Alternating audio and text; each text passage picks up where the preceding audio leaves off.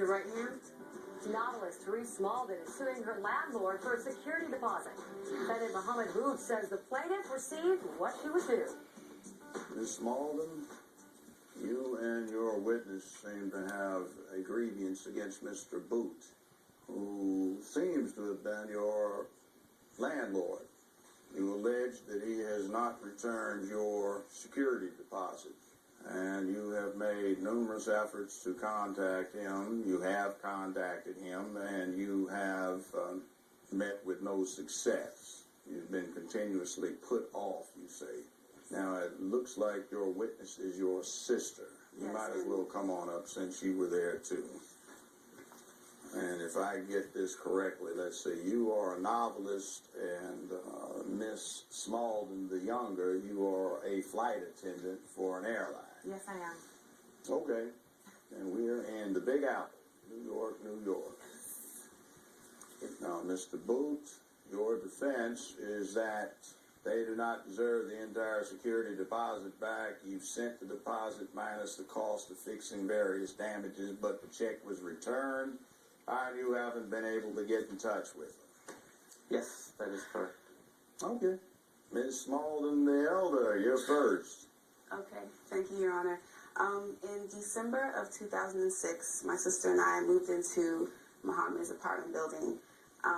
We signed a year lease. We gave him $1,300 for the first month, and we also gave him an additional $1,300 for the security deposit. We stayed in the apartment throughout the duration of the lease.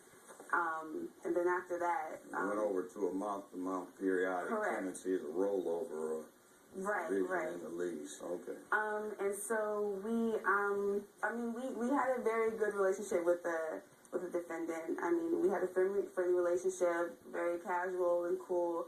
And we enjoyed living in the apartment. I was actually able to complete my second novel while I was living there. So it was, it was good times there. Give yourself a shout out. What are your novels? That One Moment and That One Moment 2, the sequel. They are both available in stores. Publisher? Kensington, under the imprint of Urban Soul. So check it out. Well, there you go. Thank you. So yeah, like I said, living in the apartment, we had a good time and we had a good relationship with the defendant. In March of this year, my sister let him know that we'd probably be moving out soon, and he said, "Okay, just give me 30 days notice." So throughout the month of April, we were busy packing, getting things together to move out. On the day of the move out, he actually called to say, "Oh, I'm sorry, I can't be there today, but just drop the keys off downstairs," because he has another business right underneath the apartment building. So, we dropped the keys off. The apartment was in very good condition. You have photos of the apartment Yes, at we do. the time of your move out. I've got a copy of the rental agreement / lease. Yes. I've got the bank statements, phone records, and such like. Everything is there. And my sister can testify to the fact that he told her he was going to give the deposit back within 3 days. All right, do you so testify? Yes, I do. All right. Yes. I'm sure we'll come back to you. Now, Okay, sir, okay. defendant, Mr. Booth, you have the floor. What's your defense? The plaintiff, they did inform me 30 days in advance, and they did drop off the key and they emptied the apartment. And as far as when they were tenants, we had a good relationship. However, after they left and I inspected the apartment, the kitchen floor had broken tiles, and the whole apartment had needed to be repainted again. I did explain to them that I won't charge for the paint because that's fine. However, for the Hold your point. floor tiles for the kitchen, I had to How many replace broken tiles are we talking about? 8. broken 8, tiles. and what was the nature of the breakage?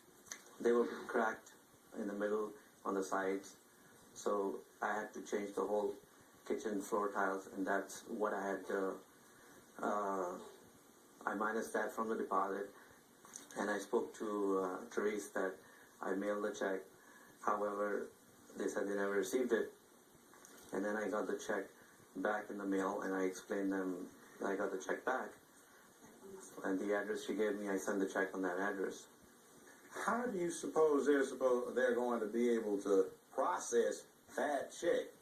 It's undated, and there's no last name is to the payee. We'll be back with more Judge Joe Brown in a moment. Even through text messages, I confirmed the correct address.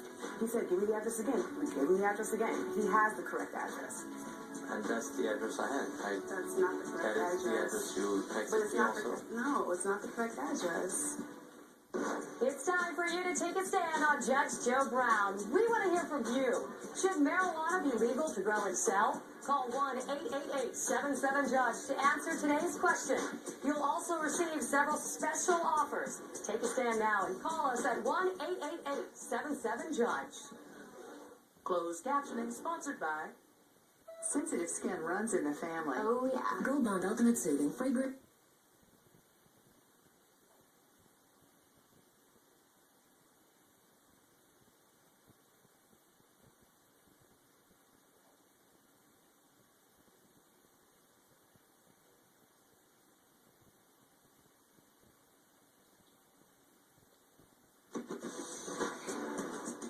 We're back with Judge Joe Brown. The plaintiff says she and her sister enjoyed running from their landlord. When it's time to leave, she says they gave proper notice, but the defendant kept part of their deposit. Let's take a peek. Where did you send the check? I have a envelope right here. She gave me an address. Well, let me see that. Pass it up, Madam Sonia.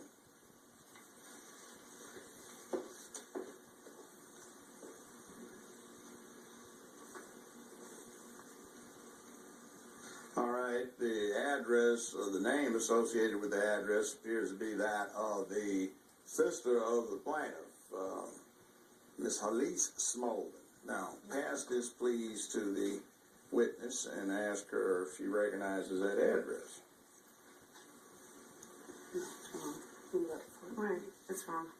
And I actually, may I explain? Yes. I actually, throughout the time that we had several phone conversations from the date of May 12th onto July 8th, I spoke to Muhammad several times, and even through text messages, I confirmed the correct address, more than once. So we even gave him the benefit of the doubt and said, maybe we haven't received it because he has the wrong address. So he said, give me the address again. We gave him the address again. He has the correct address. And that's the address I had. That's not the correct That is the address you But texted it's me not also. no, it's not the correct address. You give me a copy of correspondence. Sorry for the long delay. I'm sending you the check in the amount of $650. Breakdown is as follows. Security deposit $1,250, but their records show it was not $1,250, but $1,300. So there's a discrepancy as to the amount of the deposit. You say repainting apartment, $350, but as I said, no charge. 8 of the kitchen tiles were broken, so I had to replace the kitchen tiles. If you like, please send me your email. I will send you pictures. So you're charging there $600 for the tiles. Now, when you rent an apartment to someone, as part of the cost of doing business, that is renting residential space to a tenant or tenants, you have what is known as ordinary wear and tear and maintenance that goes along with what is to be expected in terms of the usage by ordinary people behaving in an ordinary, prudent, and reasonable fashion relative to upkeep of the apartment. So it is expected that painting would be done. But the problem I have is ordinary wear and tear could dictate that you might have cracking of tiles in the kitchen by people simply walking on them normally. Now, I noticed that being fashionable, the 2 young ladies have on fashionable footwear, which for women, professional women, particularly flight attendants and novelists or writers, that is to include, shall we say, a collection of high-heeled pumps. It's true. This is true. Judge Joe Brown makes his ruling after this. It's time for you to take a stand on Judge Joe Brown. We want to hear from you. Should marijuana be legal to grow and sell? Call 1-888-77-JUDGE to answer today's question. You'll also receive several special offers. Take a stand now and call us at 1-888-77-JUDGE.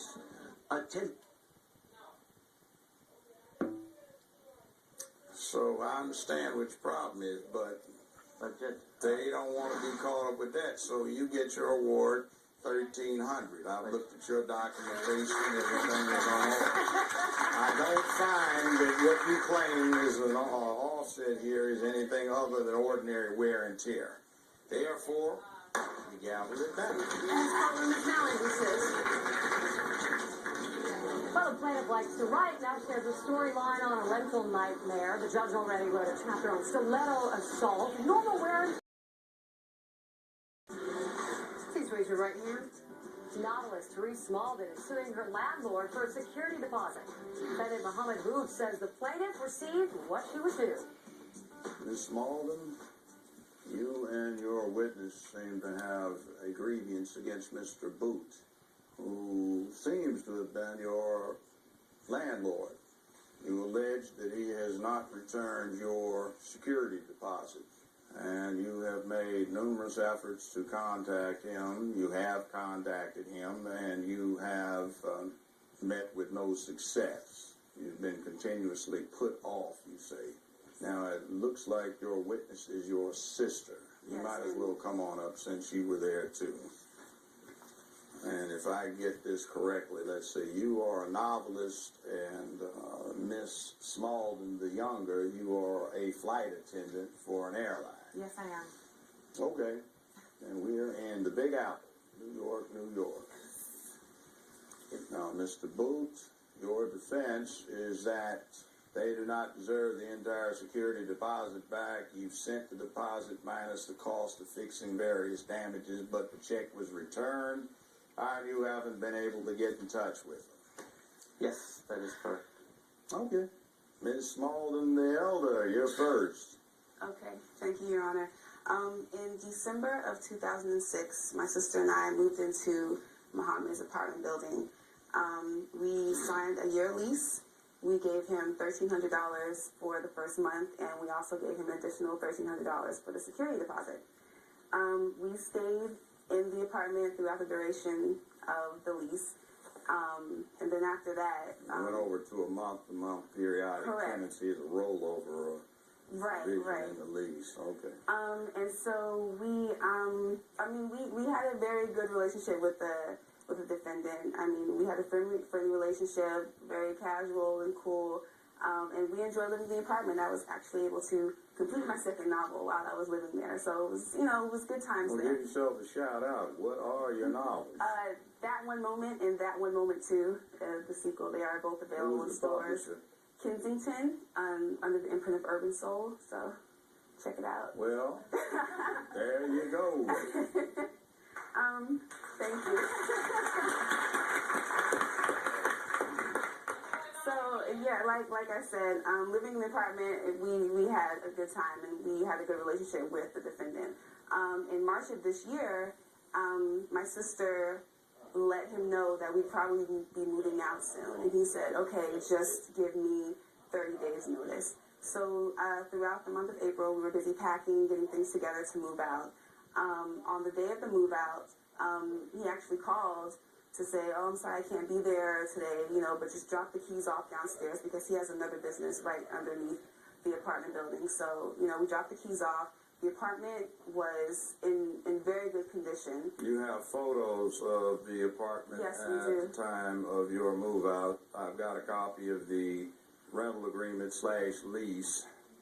Yes. I've got the bank statements, phone records, and such like. Everything is there. And my sister can testify to the fact that he told her he was going to give the deposit back within 3 days. All right, do you so testify? Yes, I do. All right. Yes. I'm sure we'll come back to you. Now, Okay, sir, okay. defendant, Mr. Booth, you have the floor. What's your defense? The plaintiff, they did inform me 30 days in advance, and they did drop off the key and they emptied the apartment. And as far as when they were tenants, we had a good relationship. However, after they left and I inspected the apartment, the kitchen floor had broken tiles, and the whole apartment needed to be repainted again. I did explain to them that I won't